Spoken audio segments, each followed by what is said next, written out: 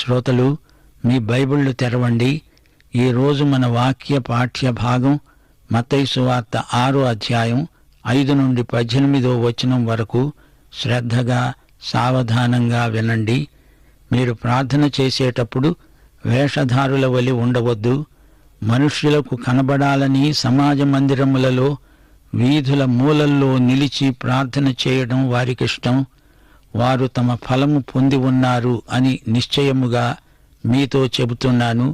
మీరు వేషధారుల ప్రార్థనలు చేయకూడదు. వేషధారులకు పరలోక ఫలం దొరకదు. వారిది ఇహలోకమందలి తాత్కాలిక ఫలం. వారి ఫలం వారికి ముట్టుతుంది. ప్రార్థన చేస్తున్నట్టు అందరికీ తెలియాలి. ప్రార్థన భంగిమలో బిగ్గరగా పడికట్టు మాటలు ప్రయోగిస్తూ అందరినీ ఆకర్షించాలని ప్రయత్నం చేస్తారు. వారు ఆశించిన ఫలం వారికి దొరికింది, అంతే. దేవుడు అట్టి ప్రార్థనలను ఆలకించడు. దేవుడు వినాలని చేసిన ప్రార్థనలు కాబవి. మనుషులు వినాలని వారా ప్రార్థనలు చేస్తారు. అంతవరకే వాటి ప్రయోజనం. దేవునికి ఈ నాటకం బొత్తిగా ఇష్టముండదు. దేవుడు వినే ప్రార్థనలు మన హృదయపు అట్టడుగు నుంచి పెల్లుబికి వస్తాయి. దేవుని బిడ్డలకు ప్రార్థనలో దేవ చైతన్యం ఉంటుంది. స్వార్థ చైతన్యం పోతుంది. నీవు ప్రార్థన చేసేటప్పుడు నీ గదిలోనికి వెళ్లి తలుపు వేసుకొని రహస్యమందున్న నీ తండ్రికి ప్రార్థన చెయ్యి. అప్పుడు రహస్యమందు చూచే నీ తండ్రి నీకు ప్రతిఫలమిస్తాడు. దేవుని రాజ్యంలో దేవుడు నీ తండ్రి, నీవాయన బిడ్డవు. మనం దేవుని పిల్లలం ఎలా అవుతాము? యోహాను సువార్త 1వ అధ్యాయం 12వ వచనం, తనను ఎందరు అంగీకరించారో వారికందరికీ, అనగా ఆయన నామమందు విశ్వాసముంచిన వారికి దేవుని పిల్లలు అవటానికి ఆయన అధికారం అనుగ్రహించాడు. నీకు నీ దేవునికి క్రీస్తు ద్వారా ఏర్పడిన ఈ సంబంధం కొత్తది. ఇది కొత్త నిబంధన సంబంధం. పాత నిబంధనలో ఇశ్రాయేలు నా కుమారుడు అని జాతిపరంగా దేవుడు అన్నాడే కాని వ్యక్తిగతంగా నేను నీ తండ్రిని అని ప్రతి ఒక్కరిని ఉద్దేశించి అనలేదు. క్రీస్తును బట్టి మనకు ఈ సంబంధ సహవాసాలు సిద్ధించాయి. యేసు ప్రభువు తండ్రి ఇప్పుడు నీ తండ్రి, నా తండ్రి అవుతున్నాడు. ఈ రోజున మన ప్రార్థనలు రహస్యమందు యథార్థమైనవై ఉండాలని ప్రభువు కోరుతున్నాడు. రహస్యమందు చూచే దేవుడు వినాలంటే మన ప్రార్థనలు రహస్యమందే జరగాలి. ప్రార్థన రహస్యం, రహస్య ప్రార్థనే. రేపు యేసుక్రీస్తు న్యాయపీఠము ముందు ఎన్నో రహస్యాలు వెల్లడవుతాయి. మన మెరుగని ప్రార్థన వీరులెందరో ఆ రోజున మనకు పరిచయమవుతారు. ప్రభు అంటున్నాడు, మీరు ప్రార్థన చేసేటప్పుడు అన్యజనుల వలె వ్యర్థమైన మాటలు వచింపవద్దు. విస్తరించి మాట్లాడడం వలన తమ మనవి వినపడుతుందని వారు తలంచుతున్నారు. చెప్పిందే మళ్లీ మళ్లీ చెప్పటం వల్ల అధిక ప్రయోజనం ఉంటుందని భ్రమించవద్దు. మంత్రంలాగా జపించి తపస్సు చేయడం వల్ల ఎక్కువ ఒరిగేదేమీ ఉండదు. ఆ విధంగా దేవుని మీదికి ఒత్తిడి తేగలము అనుకుంటే అది పొరపాటు. అన్య విధానాలను ప్రయోగించకండి, అవి నాకిష్టం లేదు అంటున్నాడు ప్రభువు. మీరు అన్యుల వలె ఉండకండి. మీరు మీ తండ్రిని అడుగక మునిపే మీకు అక్కరగా ఉన్నవేవో ఆయనకు తెలుసు. ప్రార్థన ఎంత దీర్ఘం అని కాదు, అందులోని యథార్థత ఎంత అని దేవుడు చూస్తున్నాడు. నీ గది తలుపులు మూసెయ్యి, ఏకాంత ప్రార్థన చెయ్యి. యథార్థంగా నీ హృదయంలో ఉన్నదేదో అదంతా ఆయన ఎదుట కుమ్మరించు. దేవునికి నీకు మధ్య జరిగే వ్యక్తిగత సంభాషణే ప్రార్థన. వ్యర్థమైన మాటలు, పడికట్టు మాటలు, నేర్చుకున్న చిలక పలుకులు వల్లించవద్దు. మనకేమి కావాలో ఆయనకు తెలుసు. అయినా ఆయన మనల్ని అడగమంటున్నాడు గనుక మనం అడగాలి. ఎలా అడుగుతున్నామో అది ఆయన గమనిస్తున్నాడు. ప్రభు ఇప్పుడు ఒక మాదిరి ప్రార్థనను మనకు ఉపదేశిస్తున్నాడు. ఇది ప్రార్థన శాంపుల్. ప్రతి విశ్వాసి ఈ పద్ధతిలో ప్రార్థించాలని ప్రభు అభీష్టం. ఆకలిగా ఉన్నప్పుడు ఆహారము దయచెయ్యి అని అడగవచ్చు. ఆయనకు ఇష్టమైన అంశాలు అనగా దేవుని రాజ్యము, దేవుని చిత్తము మొదలైన వాటితో మనం ఏకీభవించవచ్చు. ఆయన నామమును స్తుతించవచ్చు. యేసులాగా మనకు క్షమాపణ మనస్సు కావాలని కూడా అడగవచ్చు. ఎంతో అర్థవంతమైన మాదిరి ప్రార్థన ప్రభువు నోటి నుండి వెలువడింది. దేవునికి స్తోత్రం. మత్తయి సువార్త 6వ అధ్యాయం 9వ వచనం నుంచి మాదిరి ప్రార్థన ఉంది. పరలోకమందున్న మా తండ్రి, నీ నామము పరిశుద్ధపరచబడునుగాక, నీ రాజ్యము వచ్చునుగాక, నీ చిత్తము పరలోకమందు నెరవేరుతున్నట్లు భూమియందు నెరవేరునుగాక. మా అనుదినాహారము నేడు మాకు దయచెయ్యి. మా రుణస్థులను మేము క్షమించి ఉన్న ప్రకారము మా రుణములు క్షమించు. మమ్ములను శోధనలోకి తేక దుష్టుడి నుండి మమ్మును తప్పించు. రాజ్యము, బలము, మహిమ నీవై ఉన్నవి. ఆమేన్. శ్రోతలు వింటున్నారా? ఇది ప్రభువు ఉపదేశించిన మాదిరి ప్రార్థన. తండ్రి అని యేసు దేవుణ్ణి సంబోధించగలడు. ఆయన దేవుని కుమారుడు. గాని ఇక్కడ పరలోకమందున్న మా తండ్రి అంటున్నాడు. దేవుడు యేసుకు తండ్రి కాబట్టే మనకు, నీకు, నాకు తండ్రి అవుతున్నాడు. పరలోకమందు తండ్రి ఉన్నాడు. ఆయన ఈ ఇహలోక సృష్టికి, ఈ విశ్వానికి బందీ కాడు. సమస్తము ఆయన క్రిందనే ఉంది. ఈ భూమి ఆయనకు పాదపీఠం లాంటిది. యేసు ప్రభు దేవుడు, మానవుడు. దేవుని కుమారుడు మానవ సోదరుడయ్యాడు. పరలోకమందున్న మా తండ్రి అంటూ మనతో తనను తాను సంయుక్తపరచుకుంటున్నాడు. నీ నామము పరిశుద్ధపరచబడునుగాక. దేవుని నామము పరిశుద్ధం. దేవుని నామము అనగా దేవుని శక్తి, దేవుని ఉనికి, సన్నిధి, దేవునికి సంబంధించిన మహిమ అంతా కలిసి దేవుని నామము అనబడుతుంది. అబ్రహాము విశ్వాసులకు తండ్రి. అతడు తన దేవుని నామమును పరిశుద్ధపరిచాడు. వెళ్ళిన చోటల్లా దేవునికి బలిపీఠం నిర్మించాడు. అందరూ అబ్రహాము ఆరాధించిన దేవుడు ఎంత పరిశుద్ధుడో తెలుసుకున్నారు. అబ్రహాము కనాను దేశంలో ఇరుగు పొరుగు వారికి దేవుని నామ పరిశుద్ధతను ప్రచురపరిచాడు. అబ్రహాము మాటల్లో, చేతల్లో ఎంతో విశ్వసనీయత ఉట్టిపడింది. అబ్రహాము ఆరాధించే దేవుడు పరిశుద్ధుడు అని వారు తెలుసుకున్నారు. అబీమెలెకు అబ్రహామును గురించి సాక్ష్యమిస్తూ, నువ్వు చేసే ప్రతి పనిలో నీ దేవుని పరిశుద్ధత కానవస్తుంది అన్నాడు. హేతు కుమారులు కూడా అలాంటి సాక్ష్యమే పలికారు. నీవు మా మధ్య ఒక రాజకుమారుడిలాగా ఉన్నావు అన్నారు. అబ్రహాము ఈ విధంగా తన దేవుని పట్ల భయభక్తులను వెల్లడిపరిచాడు. అబ్రహామును బట్టి యెహోవా నామము కనాను దేశమందంతటా పరిశుద్ధపరచబడింది, మహిమపరచబడింది. దేవా, పరలోకమందున్న మా తండ్రి, నీ నామము పరిశుద్ధపరచబడునుగాక అంటూ యేసు తన శిష్యులకు మాదిరి ప్రార్థన ఉపదేశించాడు. నీ రాజ్యము వచ్చునుగాక, నీ చిత్తము పరలోకమందు నెరవేరినట్లు ఈ భూమిపై నెరవేరునుగాక. ఈ రాజ్యమును గురించే మత్తయి సువార్త రాయబడింది. యేసు పరలోక రాజు.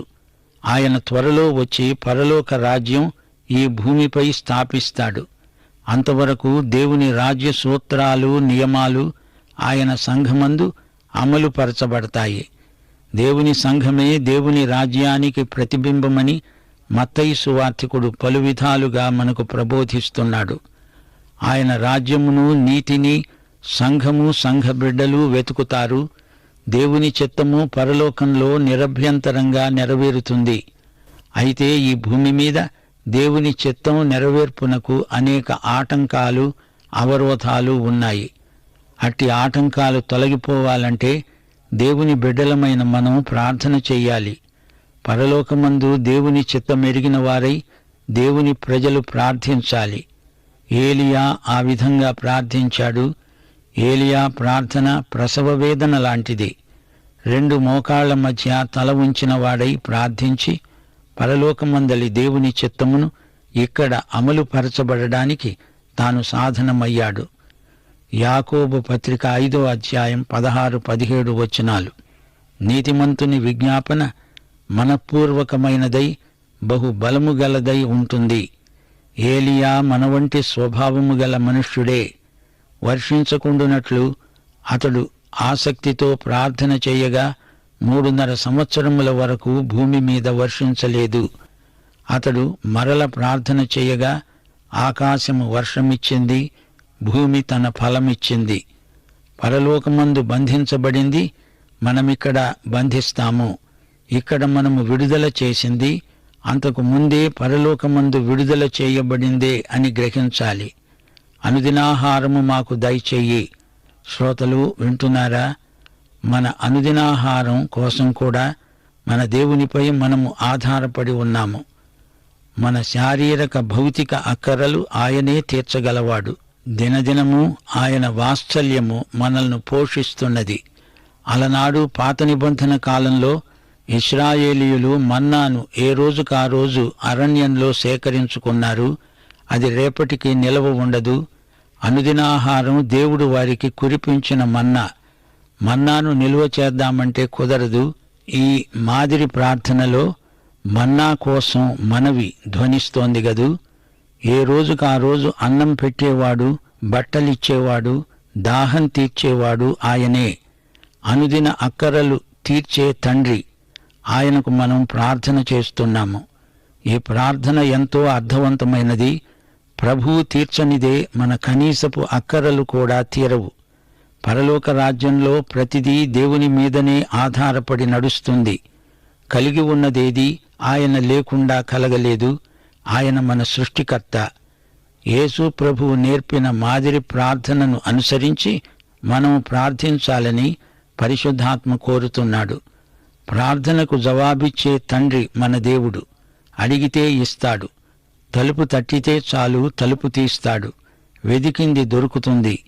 దేవుని రాజ్యమును నీతిని మొదట వెతికితే అది మనకు ప్రాప్తిస్తుంది. మా రుణస్థులను మేము క్షమించి ఉన్న ప్రకారము మా రుణములు క్షమించు.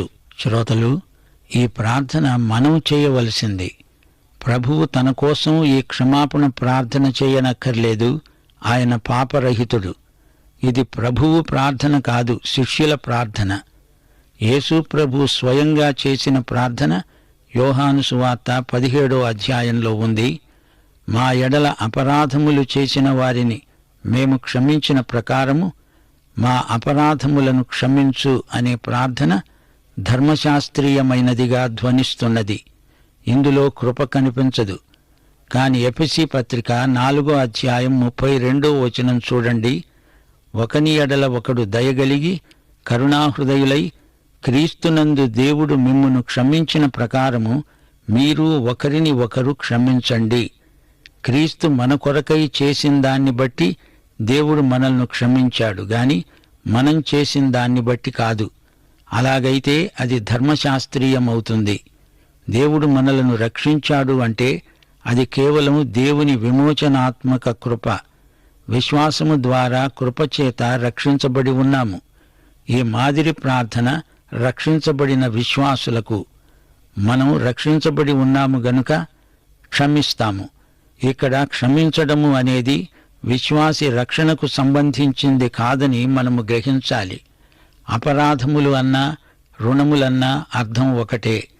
విశ్వాసి ఇతరులను క్షమించాలి. లేకపోతే ప్రభువు ఈ విషయంలో నిన్ను అపరాధిగా ఎంచవలసి వస్తుంది అని అర్థం చేసుకోవాలి.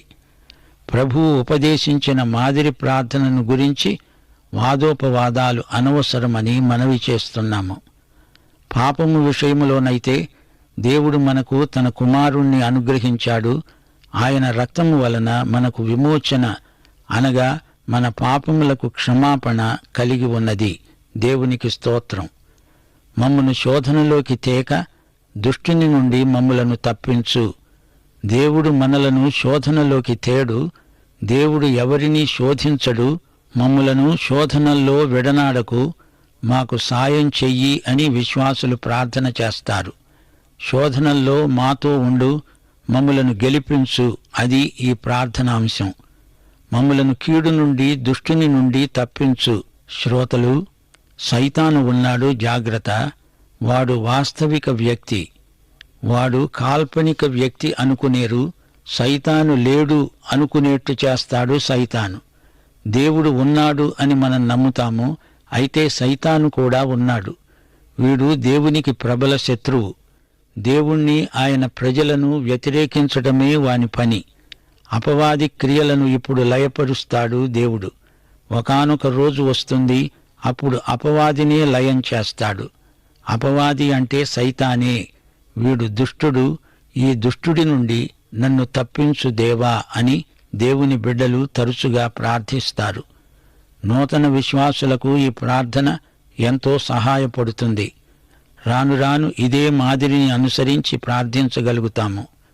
దేవుడు తన ఆత్మ ద్వారా మనకు నూతన అనుభవాలు, లోతైన అనుభవాలు అనుగ్రహిస్తాడు. కొండమీది ప్రసంగం సందర్భంలో ప్రభువు మనకు మాదిరి ప్రార్థన ఇచ్చినందుకు ప్రభువుకు స్తోత్రం. ప్రార్థన అనేది ప్రదర్శన కోసం కాదు, నీకు ప్రభువుకు మధ్య ప్రవర్తిల్లే సంబంధము, సహవాసము ప్రార్థనే.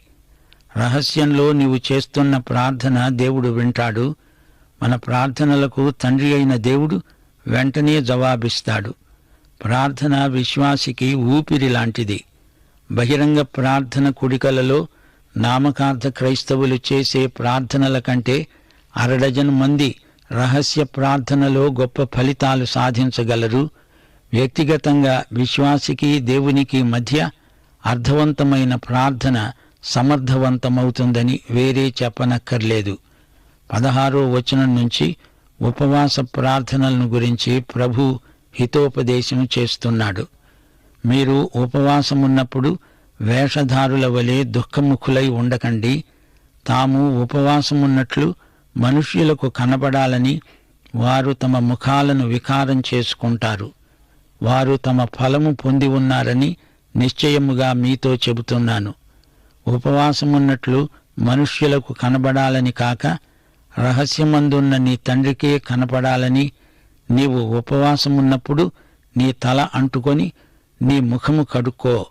అప్పుడు రహస్యమందు చూస్తున్న నీ తండ్రి నీకు ప్రతిఫలమిస్తాడు. ఈ రోజున విశ్వాసులు ఉపవాసముండాల్సిన అవసరం ఎంతైనా ఉంది. అయితే ఉపవాసం దేవుని సన్నిధిలో రహస్యమందు జరగవలసి ఉంది. నీ ఆత్మకు నీ దేవునికి మధ్య అది ఏకాంత సమయం, సహవాసం. ఆత్మానందానికి ఉపవాసం ఎంతో దోహదం, ప్రోత్సాహకం. రహస్యమందు చూచే దేవుడు బహిరంగంగానే ప్రతిఫలమిస్తాడు. అది అందరికీ ఎలాగూ తెలిసిపోతుంది. సాక్ష్యార్థమై దేవుడు నిన్ను వాడుకుంటాడు. ఉపవాస ప్రార్థనలో వేషధారణ వైఖరి పనికిరాదని ప్రభువు పదే పదే మనకు హెచ్చరిక చేస్తున్నాడు. నీకేది లేదో అది ఉన్నట్లు నటించవద్దు. దేవునికి నీకు ఉన్న పరస్పర సంబంధ సహవాసము రహస్యంగానే ఉండనియ్యి. వేరు రహస్యమే గాని ఫలము బహిరంగం.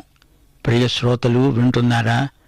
పాత నిబంధన భక్తి ఎక్కువగా ధర్మశాస్త్ర క్రియలను చేయటంలో ప్రజలు కనపరుచుకునేవారు. ఉపవాసముండడము, ఆయా నైవేద్యాలు, బలులు అర్పించడము, దేవాలయానికి యాత్రలు చేయడం, వీటిని బట్టి వారి భక్తి వెల్లడి అయ్యేది. గాని కొత్త నిబంధనలో కృప ఆంతరంగికమైన అనుభూతిలో భక్తిభావాన్ని కలిగిస్తుంది. పరిశుద్ధాత్మ మనలను ధర్మశాస్త్రానికి మించిన నీతికి సిద్ధపరుస్తాడు. కొత్త నిబంధన భక్తి హృదయ సంబంధమైనది, విశ్వాస సంబంధమైనది. హృదయశుద్ధి గలవారిలో పరిశుద్ధాత్మ ఉండి పరిశుద్ధతలో లోతైన అనుభవాలు అనుగ్రహిస్తాడు. యథార్థమైనదై హృదయపూర్వకమైన భక్తిని మనలో కలిగించేవాడు పరిశుద్ధాత్మ. పరిసయ్యుల భక్తి ప్రదర్శన బహిరంగమైన నాటకం. వారి నటన ప్రజలను ఆకర్షిస్తుంది గాని దేవునికి అట్టి ప్రవర్తన ఎంతో నీచమైంది. అట్టి వారిని ప్రభువు ఎన్నోసార్లు గద్దించాడు. ప్రభువుకు సన్నిహితంగా ఉండడం మానేసి జనాకర్షణ విధానాలు అవలంబించటం ప్రభువుకు సుతరాము ఇష్టముండదు. సజీవ దేవునితో ఆంతరంగికమైన సన్నిహిత సంబంధ సహవాసాలను కొనసాగించుకోవాలి. దావీదు దేవుని హృదయానుసారి అయిన వ్యక్తి. దేవుని చిత్తమెరిగి ఆ ప్రకారం జీవించాలన్న ఆశ దావీదుకు ఎక్కువ. దేవుని కొరకు దావీదు ప్రాణం తృష్ణగొన్నది. కొండమీది ప్రసంగం ఆధారంగా మనం దేవునికి ఇష్టులమై ప్రవర్తించడం అభ్యసించాలి. ప్రభువు నేర్పిన మాదిరి ప్రార్థనలో వ్యక్తిగత భక్తిభావాలెన్నో మనకు అలవడుతాయి. దేవుణ్ణి స్తుతించాలి. అనుదిన అక్కరల విషయంలో ప్రభువును ప్రార్థించాలి. ప్రార్థన ఆరాధన స్తుతితో ప్రారంభమవుతుంది. పరలోకమందున్న తండ్రిని ఆరాధించాలి. మత్తయి సువార్త 6వ అధ్యాయం 1 నుండి 18వ వచనం వరకు తండ్రి అనే సంబోధన ప్రభువు 10 సార్లు వాడాడు. అంతరంగమందు దేవుని నీతి గలవారే దేవుణ్ణి తండ్రి అని పిలువగలరు. దేవుడు నా తండ్రి. పరలోకపు దేవుడు మనకందరికి తండ్రి. దేవుని పితృత్వము క్రీస్తునందు మనకు లభించిన మహాభాగ్యం. తండ్రి అయిన దేవుని నామము పరిశుద్ధపరచబడాలి. దేవుని నామమును మనము ఘనపరుస్తాము, మహిమపరుస్తాము. ఆయన నామము స్తుతించబడునుగాక. అంతేకాదు, దేవుని రాజ్య విస్తరణ కాంక్షను మనం ప్రార్థనలో వ్యక్తం చెయ్యాలి. ఆయన నిబంధన వాగ్దానాలన్నీ ఆయన స్థాపించబోయే రాజ్యంలో పూర్తిగా నెరవేరుతాయి. ఆయన రాజ్యమును గురించిన నిరీక్షణ రాను రాను మనలో బలవత్తరమవుతున్నది. పరలోకమందు దేవుని చిత్తం ఎట్టి ఆటంకములు లేకుండా నెరవేరుతుంది. అలాగే ఈ లోకంలో కూడా దేవుని రాజ్యం రావాలి. ఆయన సంపూర్ణ చిత్తం మనందరి ద్వారా నెరవేరాలి. ఆటంకాలను నజరేయుడైన యేసు ద్వారా గద్దిస్తున్నాము. మనకు అనుదినం ఎన్నో భౌతిక అక్కరలుంటాయి. ఆహారం మొదలుకొని వివిధమైన అక్కరలు గల మనుషులం. క్షమాపణ, కనికరము మొదలైన దైవ గుణాలు మనకు కావాలి. వాటి నిమ్మని దేవుణ్ణి ప్రతిదినము వేడుకోవాలి. లూకాసు వార్త 11వ అధ్యాయం 4వ వచనం, మేము మాకచ్చి ఉన్న ప్రతివానిని క్షమిస్తున్నాము గనుక మా పాపములను క్షమించు, మమ్ములను శోధనలోకి తేకు అని ప్రార్థించండి. పాఠం ఇంతటితో ముగిసింది. మన ప్రభు అయిన యేసుక్రీస్తు వారి దివ్యకృప, తండ్రి అయిన దేవుని పరమ ప్రేమ, పరిశుద్ధాత్మ యొక్క అన్యోన్య సహవాసము, సమాధానము మనకందరికీ సదాకాలము తోడై ఉండునుగాక. ఆమేన్.